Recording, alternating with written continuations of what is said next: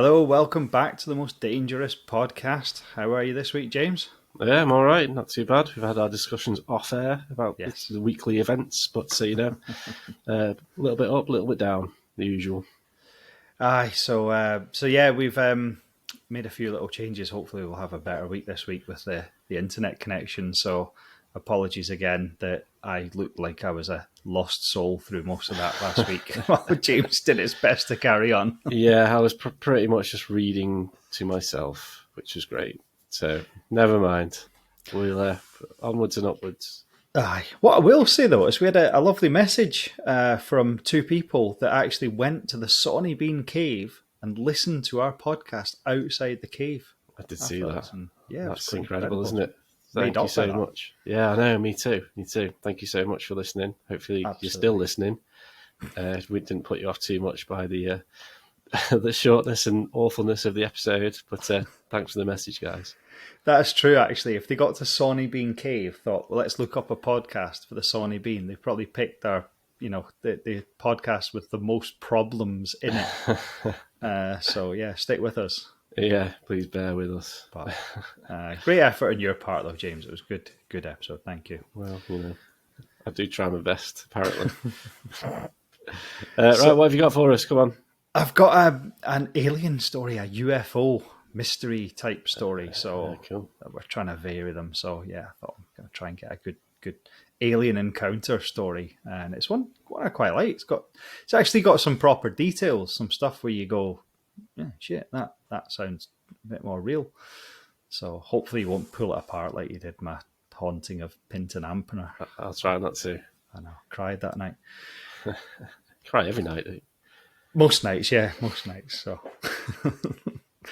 should we get going? Yeah, please. Okay, so it's late. Tonight, I want to go. I know, it is awful late, actually, isn't it? So tonight we're going to tell a story of the Allagash Abductions. Have you heard of it? Allagash, no, maybe not. I need more detail. I don't recognise the name. Okay, so this is the story of four men, a remote lake in the middle of nowhere, and something that happened out there in the dark. Something they couldn't explain at first. Something they didn't even remember. Not until the nightmare started, and they all started to recall the same thing independently. So this is the Allagash Abductions. Four men on a lake. Four men. Yeah. Alone at night. Yeah. Sounds a bit dodgy to me. Aye. So it's August 1976. Four young guys, Jim and Jack Weiner, Chuck Rack, and Charlie Fultz, go on a camping trip. Always like a camping trip or something, isn't it? I know. I get a bit jealous about that. Yeah. Because it seems like people in the USA, not a lot of them, but many of them are very outdoorsy, and they go on these camping trips and sort of go shooting and stuff and go on the lake and stuff like that. Whereas I think I've been camping twice in my life. And then when you go camping, it's in some just god-awful campsite with loads of awful, I'm not going to say it, just annoying people around. But it sounds like they go actually in the woods and do it properly. But I think a lot of what you see in America and the tellies, like LA and New York and stuff, most of America is still quite uninhabited. There's a lot more space and lakes and forests. There's national parks and stuff, and you just go camping for a weekend, and that's what they do. Whereas, well, they've got the weather as well, I suppose. If you go 9 times out of 10, if you go camping here, it's gonna rain at some point. Yeah. So. I kind of picture Wimbledon Common, Bottom, in the camping in the park, a dog's jobby and a litter bin and stuff. Yeah, stagnant pond nearby and stuff. I'll need to watch that tonight. So, where was I?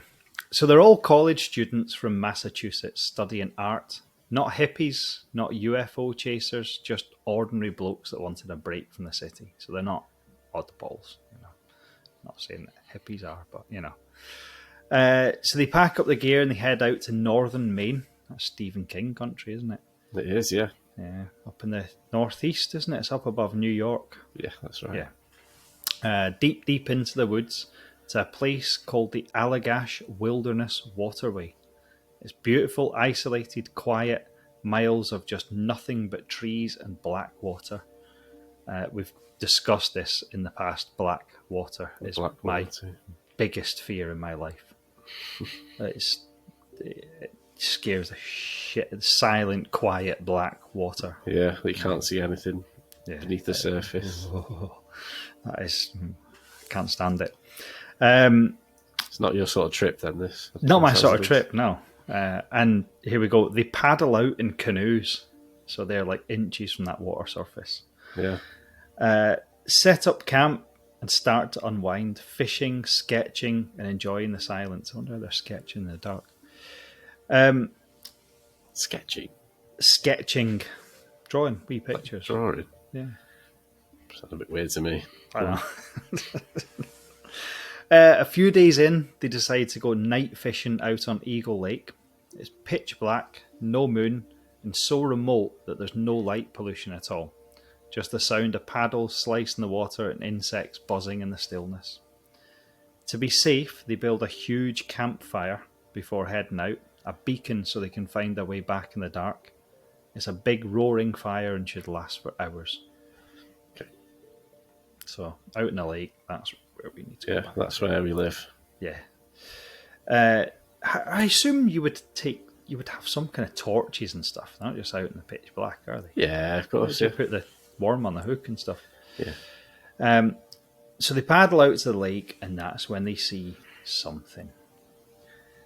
So at first, it's just a light hovering above the trees. Too bright, too controlled to be a star or an aircraft. It's a sphere, glowing white stroke blue. Okay. Bluey white. It was silent, not moving, just hanging above the trees.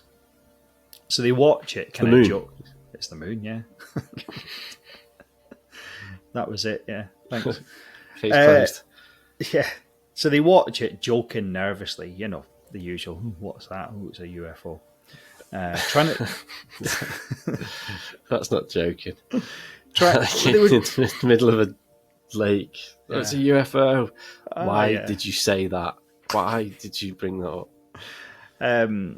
Obviously, they were trying to rationalise it. They were going, what's that? And they're trying to decide what it was. Yeah. So then Charlie decides to flash a torch at it, a kind of "we see you" signal. To here we go. See, they had See what happened, and the light responded. Oh shit! It started moving fast. It shot across the treetops and stopped directly over the lake, right above them, and then everything went blank. Well, they don't fuck around, guys. Yeah. That serves them right. Don't mess around with the aliens. I know, blinding them with a torch. Yeah, like, well, then remember the lasers? Oh yeah, we had some fun. Was that in Nerha? I think it was, but they were. Well, I don't think they're. I think they're illegal now. I think probably. Used to get them at football matches. People used to shine them in people's eyes and stuff. Do you know there was a spate of people shining them in pilots' eyes in aeroplanes? I know, yeah. What a fucking aim you must have to get them in a. Not what an aim. What a fucking idiot. Well, I know, yeah, but an idiot with a really good aim to get it in a pilot's eye. Anyway, I remember though, I used to shine it right in my eyeball and go, oh, you can see all the veins in your eyes and stuff. And then you read like years later that it's probably why I wear glasses now. The kids have been blinded by these. Yeah. So then they wake up back at the camp. So they remember nothing. They're in the boat. Light comes above them. Next thing, they wake up back at the camp. So they're all confused, groggy, unsure about how they got there. But something's a bit off. Well, their asses are hurting. Yeah. I was waiting for that. So first thing they noticed, the massive campfire they built was nearly out. Just embers. So it should have burnt for hours. But it felt like only minutes had passed. So that obviously didn't make sense. And that was it. They didn't really talk about it. They just got on with things. They thought that was weird. Never really mentioned it between them. They didn't talk about it. No, I know. They didn't go, what just happened there? You know, one minute we were on the boat. Did you, excuse me, mate, did you just experience that as well? Yeah. Did you all carry me back? Yeah, did I have one too many Jack Daniels there, or what? Because I don't remember getting off that boat and lying down here. Is that the same for you? They didn't talk about it. That's weird. No, didn't talk about it. Do you know what? It doesn't mention, I've looked at a couple of versions of this, so it doesn't mention if they were particularly drinking. They would have been. Of course they would. That's what you do on a camping trip, isn't it? Yeah, but it just doesn't. I mean, one of the things I did read about it, and another one is that they weren't like big drinkers or anything like that. Yeah, but even so, you still have a couple of couple beers, of, wouldn't you? exactly. Yeah, going fishing. The wives are at home. Yeah, come on, lads, let's have a few tiddies. But they weren't taking magic mushrooms or anything like that, or LSD or anything, heavy drugs. So yeah, well, you don't know, do you? How do you know? It's not reported. Don't, do you? So anyway, weeks go by, then months, then years, and they all start having nightmares. Identical nightmares. Shit. So Charlie dreams of lying on a cold metallic table. He's paralysed, bright lights in his face. There are beings around them. What do you think they look like? Like sort of like little grey things with small mouths and big heads, black eyes. Here we go. Tall, thin, grey-skinned, with long limbs and huge black eyes. Yeah. So I didn't. Yeah, the greys are like tall, aren't they? Yeah, that's what they call them. Greys. But that's like a type. Isn't it weird how everyone always talks about the same thing, or is that subconsciously implanted in your head that? Well, that's the difficult. Yeah, that's the difficult thing to assess, isn't it? So when people talk about aliens, that's immediately what you think, isn't it? I suppose. You don't think about ET. You think about the tall, thin, grey guy with the smooth thing. Yeah. No, I don't know whether that's because of media, if you like. Oh, not media, but it's been. I'm getting old. Implanted in your head because of all the reports and things like that. Or whether people are actually experiencing these things. I suppose that's the difficulty of these reports, I guess. Yeah, they're kind of no clothes but no genitalia. Just like smooth, like Action Man. Weird things. They have clothes on though, don't they? Do they? Yeah. Like silver outfits. Yeah, like spacesuits. You're just imagining the Action Man thing. So he's on this table and he can't move and he can't scream. He's just paralysed. Jim dreams of floating or being pulled through a tunnel of light, being surrounded by emotionless figures. One of them touches his chest and he wakes up in terror, heart pounding. Jack dreams of sitting in a room with curved walls, watching as Chuck is examined. He remembers tools, long, metallic, unfamiliar. He remembers needles, pain, and a feeling of complete helplessness. Mm-hmm. They compare their dreams, realising that they're all seeing the same things. They're not really, are they? They sound slightly different, but it's not exactly the same. Maybe the aliens look the same, or similar sort of spaceship they're in. Same paintings on the wall, I don't know. Yeah. So they start to wonder. This is like years later, they all having these dreams and they come together and talk about it and they go, maybe something did happen. Maybe we should have talked about it that night. Maybe. Yeah. So fast forward to the late 1980s. This is now 10 years, isn't it, after it was 76? Yeah. Late 1980s. So it's a good 10 years after it happened. Yeah. Jim Weiner starts having seizures, neurological issues that the doctors just can't explain. Eventually he speaks to a psychiatrist who suggests hypnotic regression therapy. Okay. So that's right. Yeah. Hypnotize. Tell me where did they touch you? Yeah. Show me on the doll where they touched you. Yeah, that's it, isn't it? That's me here. So this was not for the UFO, but to try and understand the origin of the trauma. What comes out under hypnosis is horrifying. Jim recalls being paralysed in the canoe, watching the light descend, being lifted physically into the air, floating up towards the light, unable to move. See, that's another thing that's always dead common. It's that beamed up. Yeah, the tractor beam thing, isn't it? Where they sort of like you're going up sort of that like that on your back, Yeah. aren't you? Yeah. So Again, whether that's implanted in us or what. He describes being placed on a table in a sterile room, tall beings surrounding him. This is the grey men. They don't speak, they communicate by thought, cold, emotionless impressions. They run. he doesn't. How does he know they communicate by thought? I've read later. He doesn't, does he? He can't, surely. No, there is a. One of them does mention that he was kind of like you could hear them telling him. Oh, right, okay. Almost. I think we'll find out. So they run strange instruments over his body. A device with multiple arms scans his limbs. Something like a needle is inserted into his head, and another into his genitals. There's pain, but he still can't move or scream. He's just watched. Is it pain? I'm surprised there's pain. You know, if these are alien life forms and they've got technology to travel the vast vacuum of space, surely they could drum up some kind of morphine or something, or something that stops people from being in pain. But if they can stop them from moving or reacting, do they need to stop them being in pain? Well, this is the other thing. I mean, what? Yeah, I mean, are they being nice? Are they just experiment? Are they just kind of like what are these beings on this planet type thing? Or are they kind of like, well, how can we use these beings on this planet? Are we being like sort of experimented on because we might be sort of cattle for them, or something like that? That's the scary thing, isn't it? Yeah. If they're sort of super intelligent, super humanoid beings, then what's to stop them treating us like cows?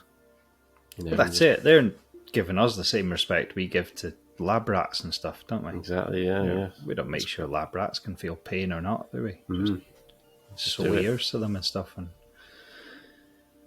yeah, it's horrible, really, isn't it? It's a horrible thought that if this was real, well, it's a bit spooky. It's definitely spooky. Yeah, they're just sort of like biding their time.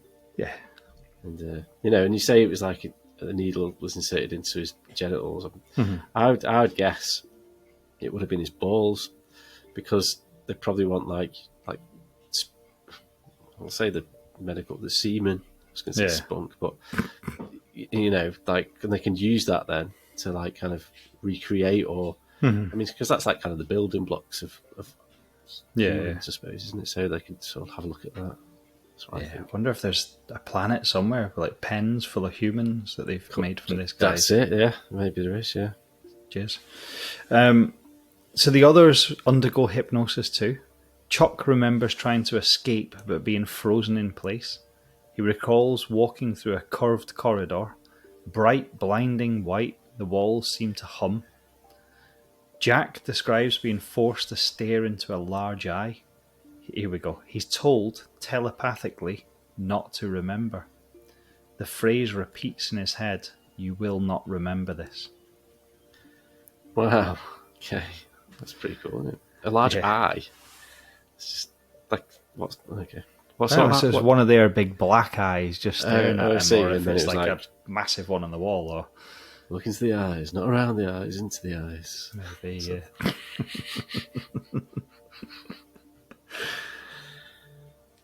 Yeah. Where was I? Here we go. Charlie remembers being placed in a chair, strapped down, and a needle. So, sorry, just to go back on that. So he looked into a big eye and he was told not to remember. Yeah. And now he fucking remembers. So that's no good, is it? Well, it's because it's the deep hypnosis, isn't it? Yeah, and then he was having dreams and stuff, so you kind of it didn't work. Nah, I know. Stupid aliens. You need to get one of them little flashy things from Men in Black. Yeah. I think they would have them. They're all that with the technology. Can't even hypnotise someone. It's obviously they've pushed it into his deep, that unconscious mind. Yeah. The bit on Inside Out where all the balls go grey and fall into the big pit. Oh, yeah. The forgotten memories or something. Where was I? Okay, Charlie remembers being placed in a chair, strapped down, a needle going into his neck, and something long and metallic slid down his throat. So they've all described, again, the same Zoop. sort of thing.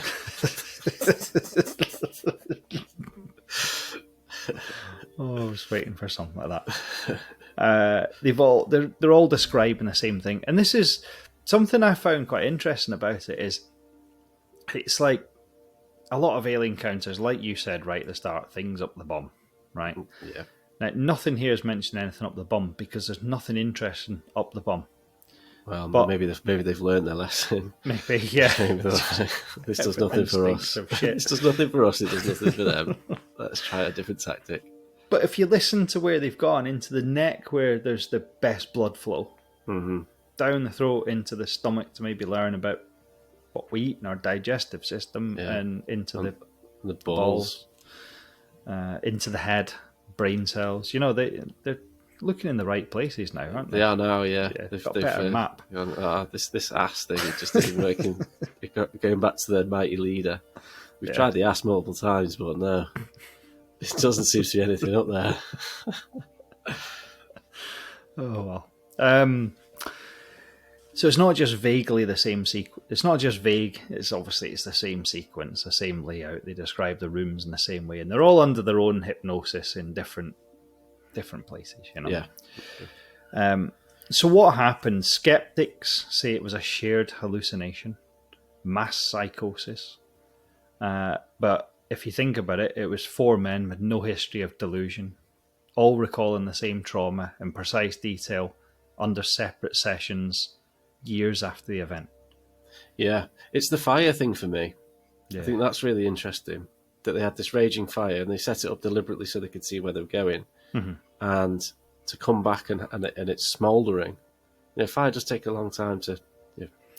if it was that big, you're talking sort of hours, aren't you? I suppose. Did no one check their clock, their watches, or...? Not mentioned. No.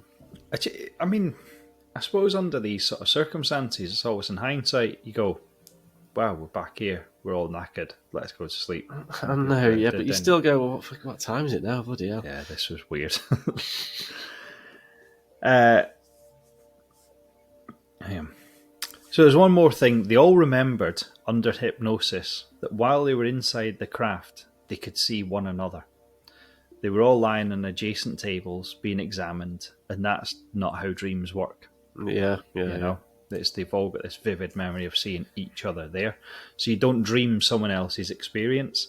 So not exactly because it's 10 years later, but the likes of Jim could describe his mate's experience, and his mate was describing the same. So he could see what's happening to his mate. It was what his mate was saying was happening to him. So that's very bizarre.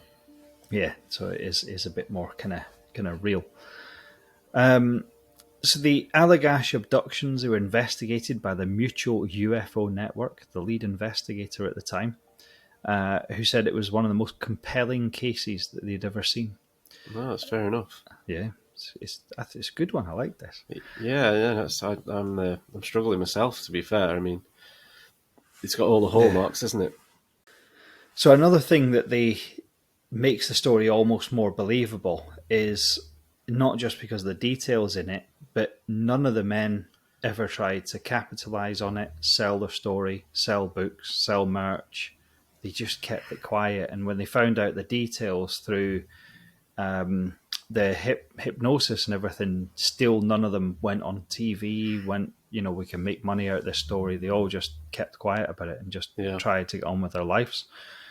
Which, if you were going to make something up, you'd make it up for a reason, wouldn't you? You'd make it up to profit. Yeah, I guess so. For it. So how did the story come to light then? Because of the seizure, it was really the one that had the seizure. So they'd had the dreams. Mm-hmm. Oh, do you mean for like people like us to know? Yeah. I think it just got found out. Obviously, it got investigated and stuff like that. So the story was told more in a kind of, this happened to us, can you investigate it? All right. Okay. As opposed to on all the news stories, and the guys more sort of reported it as, we think there's been an incident, as opposed to selling a story. None of them have profited in any way out of this. Mm. So, what was it? Was it an alien abduction, a government experiment, or a shared hallucination brought on by hysteria? The area where it happened, the Allagash Wilderness, has a long history of strange sightings, lights in the sky, missing time, like those time slips you were talking about. Yeah, well, I mean, funnily enough, I've come across quite a few stories where not like time slips are, when you go back and experience something that's in the past. Whereas I've come across quite a few stories where people have just been sat there or driving somewhere, and then it'd be like a journey that takes 6 hours, but it's taken them 2, and they're kind of like, that's weird. And I read a story quite recently where boyfriend and girlfriend are sitting watching telly one night, Netflix or whatever, and then the next thing they know, they're both sat on the bed, and it's 3 o'clock in the morning in the bedroom. So the time thing, particularly when it comes to sort of alien abductions, seems to be a big factor. Yeah, and another thing is, in that area, even Native American legends of beings who came from the stars. Oh, really? Yeah. Okay. I like that as well. It's got history. So there's definitely something weird happening in that area, whether it's aliens or not, I don't know. So if anyone wants to contribute to our buy a coffee fund so we can go and visit this area, Yes, be our guest. it's on my bucket list, Maine. That's definitely a place I want to visit. I want to go see Stephen King's house. I want to see Boston. I want to go up to Maine. It's a bit boring though, isn't it? I don't know. It's just above New York, though, so you could do like a week in New York and 3 or 4 nights up in Maine. Apology, Maine residents. I don't know. I just doesn't really appeal. It just seems like, it seems like they have really nice seasons. Yeah. Like nice autumns and nice falls, nice winters, and proper seasons. Yeah. And I don't know, never really appealed to me, to be honest. Yeah, it's appealed to me. I'd go if anyone wants to pay for me to go. That's fine. So whatever happened out there by the lake, it changed them. You can hear it in their voices when they speak about it now, decades later, a kind of trauma that doesn't fade. One of them said it was like being pulled out of your body and shown what you really are. Just another species, another thing to be studied. And that's maybe the scariest part. Not that the aliens exist, but they've already been here. And they're not curious, they're clinical. Yeah, that's what we were saying, wasn't it? Yeah. That is a scary thought, that we could just be seen as cattle to them. We could use those. I mean, I don't think they want to eat us, which is good. I've not heard of any reports of aliens eating humans yet. Maybe that's what that's why they're testing us, to see if we're edible. Yeah. I think one of the things that separates an alien story from a ghost story is there's 100% chance that there is aliens out there. Not 100%. I wouldn't say there's a 100% chance in the whole universe. There's got to be other life out there. Yeah, I think there is other life out there, but I think we've had this discussion before. But what is that life? It could be sort of little microorganisms, moss. Is that life that, or is it little green men or little grey men or big grey men running around in spacesuits? See, that's the difficulty, isn't it? So for life to exist on this planet alone is incredibly unlikely. Just for some reason, it's happening. Yeah. I see what you're saying. The vastness of the universe, potentially there could be other civilizations out there. But then on top of that, they also need to have existed for such a long time that they've generated technology and the ability to travel through space-time or bend space-time to be able to get here. Now, the likelihood of that makes it even more unlikely. See what I mean? So I don't think there's a 100% chance that there's even life out there. I'd say it's 99.9% chance there is life, just to be pedantic, just to be a twat. There is life out there, but whether we're talking about big grey men in spaceships, then that's just a completely different story, isn't it? Yeah, I don't think it's a massive chance that there's people in spaceships that have visited Earth. But from an evolution point of view, humans are brand new. And you look at how far we've come in a few thousand years. But if there hadn't been that catastrophic event that killed the dinosaurs and Earth had to start all over again, then evolution could be way further forward on this planet. Or potentially, but if you look at, there's been 5 or 6 mass extinctions in the history of the planet, the world, Earth. So if that's just happened here, then it's probable that it would have happened on other planets with life. So potentially, but there could be one that it hasn't happened on, and they've been evolving for billions of years. And I don't know. It's just I like the idea of it. It'd be cool, but then the probability of them evolving with 2 arms, 2 legs, and 2 eyes is probably very unlikely. Well, that's the other thing. They could have, no arms and 17 arseholes. What if it's? I mean, another theory is it's actually us from the future. Mm-hmm. And people say, well, time travel can't exist because people from the future haven't visited us. What if it is? What if these are people from our future? What if we've evolved in such a way that we don't live on Earth anymore? We live on Mars or further afield, and we've managed to. We have the technology now to sort of travel back in time and through time and space and things like that. So I don't know. There's loads of theories, isn't there? Yeah. But they could be testing us to find out more about where they came from. Exactly. Yeah. They could be us sort of millions of years in the future or something. Who knows? I don't reckon we'll ever find out in our lifetimes, which is a shame. But, I kind of hope I don't. I want to why can't they just land and visit and go, hey guys, you're doing it all wrong. Because we'd shoot them. We've been here before. Well, yeah, that's true. We've been here before. We know what nuclear war's like. If you press the big red button, it's going to go to shit. So, yeah, look at our technology. You can have it if you want. We'll help you. Could do that, couldn't they? We would shoot them though. Well, that's the problem. Yeah. We just wouldn't know what to do with them. Yeah, we would. Yeah. We wouldn't trust them. We wouldn't know what to do with them. We'd shoot them, and we'd cut them to pieces. And they probably know that. And we'd probably lose. They can travel through space. So they'd have one of those guns that just turns you to dust. Yeah, like on Mars Attacks. I've not seen it. It's worth a watch. Right, fantastic. That's a wonderful tale. I've not come across that before. I do like me UFO stories. Ghosts or UFOs, I don't know. I like them equally. So that was great. And I might go and have a look into that a bit further. It's very interesting. I thought it was good, and I thought it had enough to really make you think that could be real. There's not. Yeah. Potentially, but then it could be real. But then what is it? What's actually happened? Yeah. So, I mean, it just opens a can of worms, doesn't it? Anyway.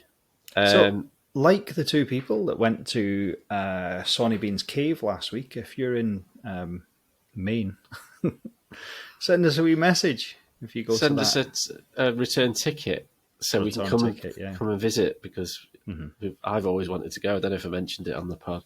Yeah, a couple of single beds in your spare room for us as well. That'd be good. Well, a couple of rooms would be better. Don't share a room with you in your ass. Right, that's been the Most Dangerous podcast. Like, share, do what you can. Help us, just grow this show, because it's doing well and we're enjoying it. We want to keep doing it. Indeed. All right, thanks, Fraser. I'll see you next week. Okay. Thanks, James. Take care. See you, everyone. Bye-bye. Bye-bye.